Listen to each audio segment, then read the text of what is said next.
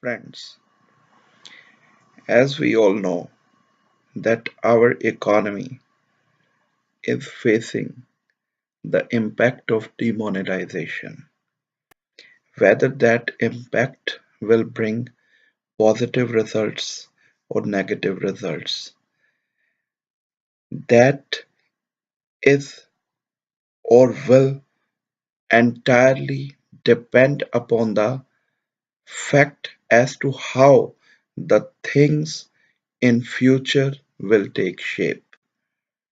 But anyhow, if we want to analyze as to whether the journalists, print media, electronic media is bringing out the clear and larger picture in front of all of us, for that very matter, we just get confused as to whether a particular set of print media is telling truth or the other set of print media is telling truth. Whether the print media which is towing the line of the establishment is telling truth or the print media which is towing and subscribing to the views of the opposition parties is telling truth. The similar is the case with the electronic media. So in this confused state of affairs, one thing is very important as to how to get to know the truth. In that very connection, we have to rely upon the genre of an unbiased and best journalist. In the current scenario, if we want to analyze the situation, then money, that is the rupee itself, will tell us about the best possible unbiased journalistic view of the matter. For example, if we want to know as to how Bharat's wheat farmers are doing right now, suppose we want to know how the laborers who are helping those farmers in sowing the seeds of the wheat, the laborers who are going to harvest the crop of wheat, the farmers who are going to sell that very crop, the traders who are ready to buy that crop, and the truckers who will be transporting that wheat crop, and finally the grocers who will be putting that very wheat on market shelves are doing. In that very connection, we have to rely upon this interaction of hordes of people at different layers. Then we have got only two choices. We can go to a journalist, a regular journalist, run of the mill type, who will pick one person from each of the category which I have just mentioned, and he will be asking the question that is the hallmark of airhead reporting today. You may have seen that the journalists go to the common masses and they ask the questions, how do you liking it? आपको कैसा लग रहा है? But keep in mind that this journalist, who is just a run of the mill type, could have an agenda. He or she could have been an Augusta Patrakar, even a radio stenographer, perhaps, or maybe a Bhakt, a simple Bhakt. I need not delve deep into that very aspect as to who is a Bhakt. Everybody knows as to who is a Bhakt. But there is a second, much better choice, which is dependable. We can simply go and check the price, the value. The price or the value is one single magical number that captures the situation of every single person in the supply chain. The best thing about prices is that they don't have an agenda of their own. The price does not have a political affiliation. The price doesn't care if you are a supporter of Mr. Narendra Modi or you are a supporter of Mr. Rahul Gandhi or you are better of any of the personalities, political personalities, economic personalities. The price doesn't care if you are an illiterate person or you have a master's degree in economics from some reputed institution.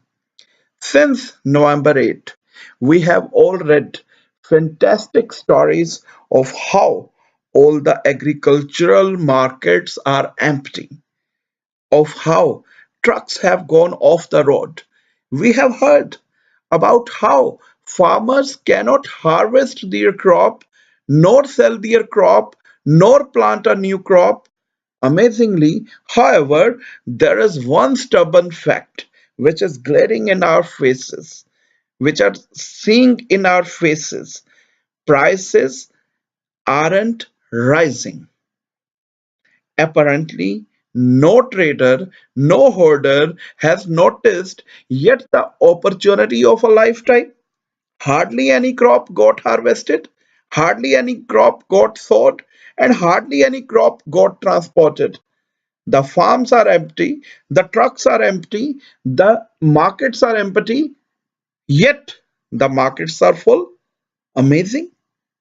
In fact, is there one item that people can name that has disappeared from the shelves since November 8? From tomatoes to journalists to intellectuals. The markets seem well stocked with stuff for sale as usual. Those claiming poor implementation of demonetization should answer the question about why there are no price shocks happening anywhere. Do they understand what it takes to keep 1,200 million people supplied with milk, grain, and vegetables after sucking 86% of all liquid currency out of the economic system? And yet, not a single price shocker is coming our way. In fact, in the initial weeks, the poor implementation brigade was greedily looking forward to a collapse of supply chain. Here is the Wall Street Journal, which on November 16 proclaimed that India's cash crunch starts to choke the food supply chain. Oh, choked since November 8, but still prices are not rising. Will good Dr. Manmohan Singh, the great economist of our times, kindly explain this? Then look at the other heading of the Indian Express. It was printed on November 20 that sugar test demonetization couldn't have come at a worse time for those in jaggery business. It was the headline of the Indian Express on November 20. At that very point of time, our newspaper, the Indian Express, confirmed the collapse of sugar supply chain. Now it's December 24, 2016, and still no coup in the prices of sugar. Clearly, it appears to be an RSS conspiracy for some people. Now, again, on November 24, a confirmation came from a very reputed house of journalism called India Today that 70% of trucks are off the roads. As if further evidence was needed, they even have a photograph of 7 trucks parked side by side. The other 3 trucks must still be on the road, but still no price rise. Why? What is the deal? Mr. Narendra Modi ji, will you tell us?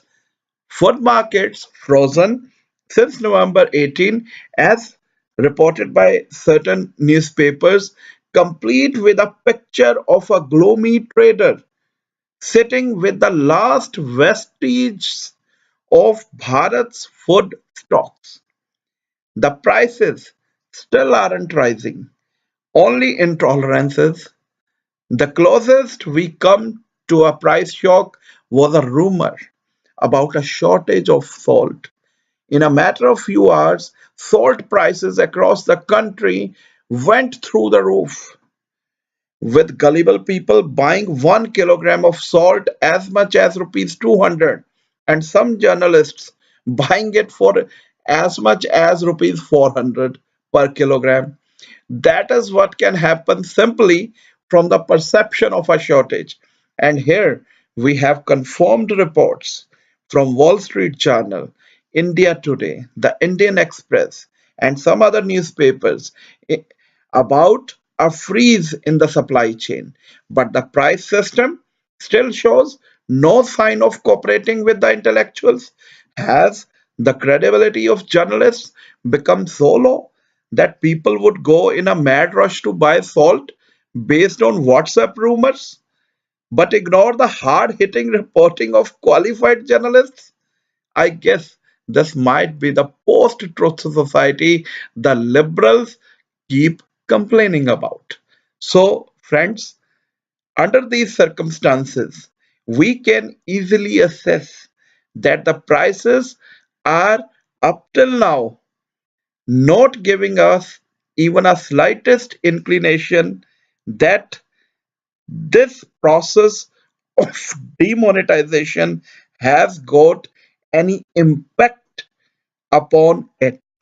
So far as the price index is concerned, the government is managing the things well, and I hope that given the drawbacks of demonetization, the government will keep continue to have a track upon the price so that it may not spiral in near future or in the distant future, so that the people of this great country may not face any sort of problem so far as their daily needs are concerned.